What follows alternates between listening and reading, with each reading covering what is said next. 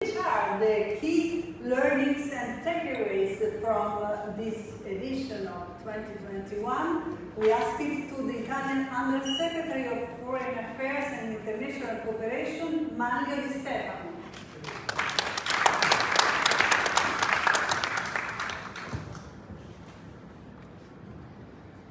Hello everyone.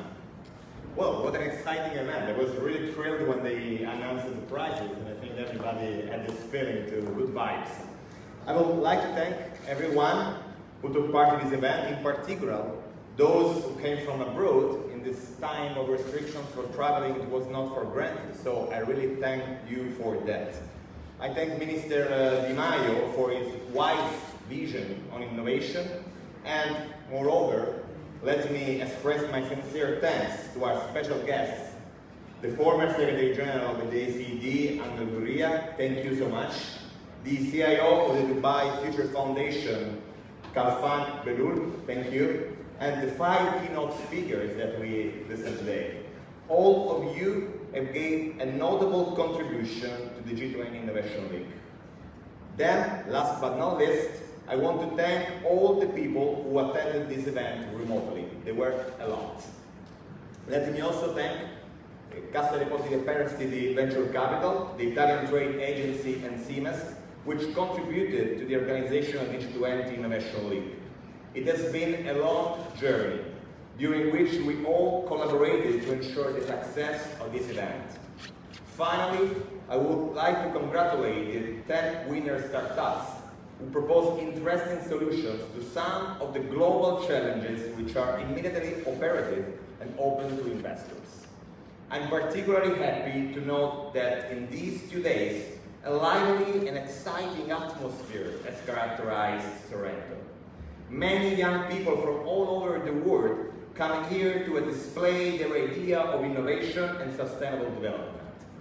Startups, in particular, had the chance to showcase their innovative solutions in front of a particularly qualified audience composed of venture capital funds and internationally renowned corporates. We will carefully monitor the follow-up of this networking event, and we hope and believe that this flow of ideas will contribute to the global search of innovative and sustainable solutions to global challenges for the benefit of humankind. To achieve this objective, it will be essential to translate those ideas into shared public policies.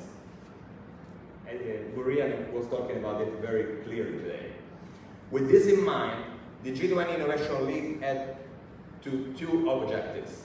First, to build a bridge of cooperation between public and private innovation players, startups and corporates on a global scale, namely in the G20 framework. Second, to stimulate the flow of international investments in the technological innovation field. Therefore, it is clear that to reach this goal, today's event is just a drop in the Sorrento dust. First, because to stimulate the flow of investments, we need startups, venture capital funds, and corporates to get in touch in the next days and weeks. We hope that the online platform we have made available to all the participants will support this networking activity. Secondly, in order to build the above-mentioned bridge between private sector and public institutions, it is crucial to carry forward the Innovation League in the next years. With this goal in mind, we engaged the Indonesian government in order to make sure they will reiterate this event during their 2022 G20 presidency.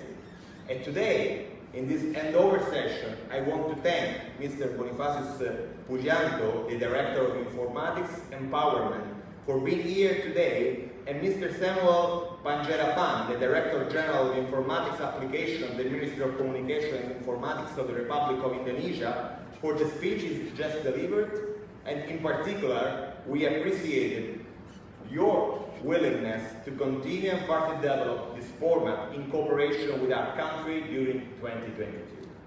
In fact, it is essential to provide strong foundations to this exercise in order to make sure it will remain part of the G20 in the next years. It will be, on one side, part of the legacy of the Italian G20 presidency, and on the other side, an effective tool in the G20 framework to deal with the global challenges that lay ahead. To achieve this goal, Italy is ready to share with the next G20 presidencies its expertise, information, and digital infrastructures in order to support Indonesia with a light secretariat in the organization and continuation of the Innovation League. Let me also thank our staff that organized all this event today. It was not easy at all.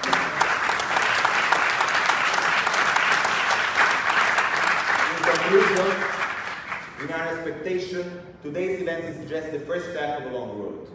However, to walk this road, we need the active engagement of both private sectors, namely startups, venture capital funds, and corporates, and the next G20 presidency.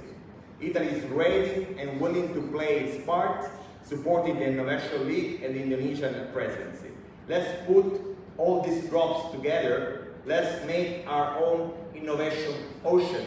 Thank you, everybody.